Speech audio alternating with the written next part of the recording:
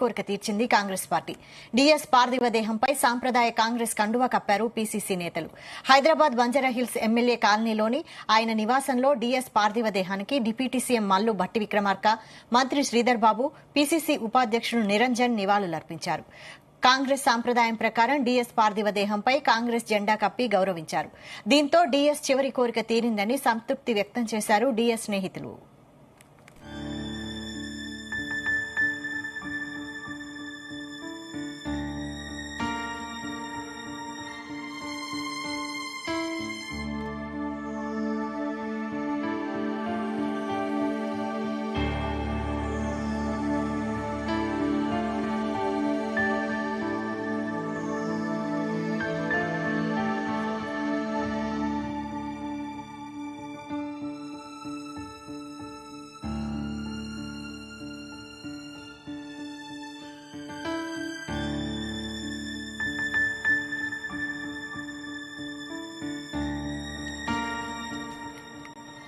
PCC మాజీ chief D Srinivas చివరి కోరిక తీర్చింది కాంగ్రెస్ పార్టీ.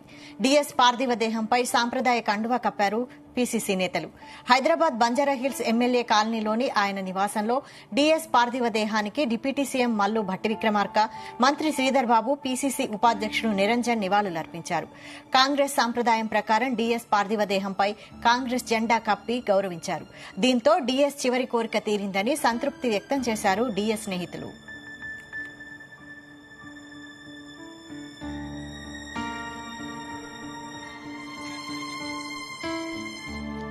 దీనిపై మరింత సమాచారం మా ప్రతినిధి శ్రీచరణ్ అందిస్తారు. శ్రీచరణ్.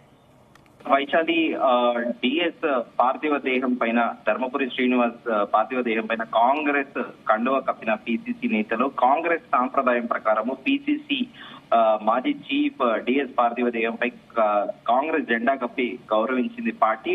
అయితే కాంగ్రెస్ కండువా కప్పగానే డిఎస్ చివరి కోరిక తీరిందని కూడా సంతృప్తి వ్యక్తం చేసిన డిఎస్ నేతలు కూడా చాలా హర్షం వ్యక్తం చేశారు. అసలు ఈ పార్థివ దేహం పైన కాంగ్రెస్ జెండా గురించి మనం ఒకసారి హిస్టరీలోకి వెనక్కి వెళ్ళాలి. బేసిక్ గా 1931 లో ఇండియాకి ఇండిపెండెన్స్ ముందట కూడా భారతదేశం ఫ్లాగ్ అనేది రూపొందుకుంది. దాంట్లో సేమ్ కాషాయము తెలుపుతో పాటు ఆకుపచ్చ రంగు ఉంటుంది. కానీ మధ్యలో చేనేత నేతలు ఎవరైతే చేనేత కార్మికులు ఉంటారో వాళ్ళు నేస్తారో ఆ చక్రంతో పాటు దాని చేనేతర వస్త్రాలు వాళ్ళు ఓల్డ్ ఫెనామినల్ ఆసూస్ మెషిన్ రాకముందు కూడా చేయితోని వాళ్ళు ఏదైతే నేస్తారో ఆ చక్రం గుర్తుతోని కూడా ఇండియన్ నేషనల్ ఫ్లాగ్ ఉంది. సో అది గాంధీ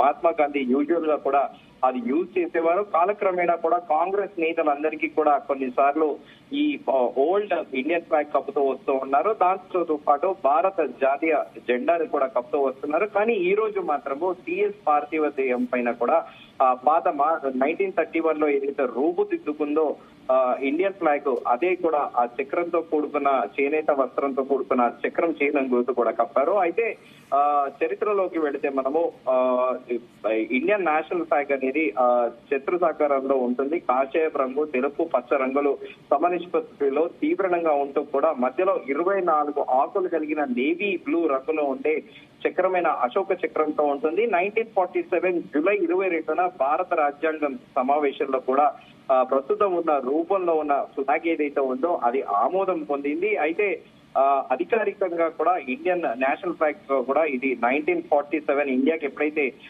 ఇండిపెండెన్స్ వచ్చిందో అప్పుడే కూడా దీన్ని మొదటగా కూడా అఫీషియల్ గా కూడా అనౌన్స్ చేశారు. అంతకు ముందు కూడా ముందుగా అనుకున్నట్టు 1923లో ఫస్ట్ టైం కూడా దీనికి మొదట స్వరాజ్ పతాకం అనే పేరుతో కూడా ఆల్ ఇండియా నేషనల్ కాంగ్రెస్ ఈ పతాకాన్ని మొదటిసారిగా కూడా ఎగరవేసింది. అనంతరం 1931 లో కూడా ముందుగా అనుకున్నట్టు ఈ చేనేత కార్మికుల చిహ్నంగా ఆ గుర్తుగా కూడా రూపొందించారు.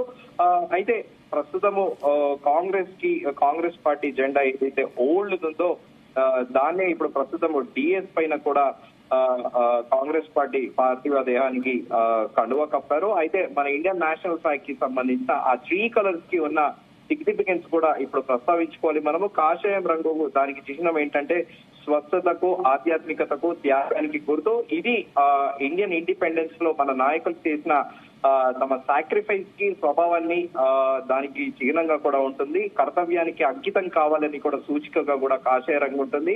ఇంకా తెలుపు రంగు విషయానికి వస్తే శాంతికి సత్యానికి గుర్తు, మన ప్రవర్తనను కూడా నిర్దేశించే విలువకు సత్యానికి గుర్తుగా కూడా తెలుపు రంగు ఉంటుంది. ఇంకా ఆకుపచ్చ రంగు విషయానికి వస్తే సౌబల్యతకు అభివృద్ధికి గుర్తుకోతో పాటు మట్టికి మనిషికి ఉన్న అనుబంధాన్ని, ఇతర జీవులకి ఏ వృక్ష సంపద మీద ఆధారపడి ఉన్నాయో ఆ పచ్చని చెట్లకు కూడా గుర్తుగా కూడా ఇండియన్ నేషనల్ ఫ్లాగ్ అనేది ఉంటుంది. సో ఇప్పుడైతే కాంగ్రెస్ పార్టీ మాత్రము 1931 లో ఏదైతే డిజైన్ చేసిందో అదే ఆ చక్రంతో కూడుకున్న జెండా అయితే డిఎస్ పార్థివ దేహం పైన కప్పారు వైశాలి.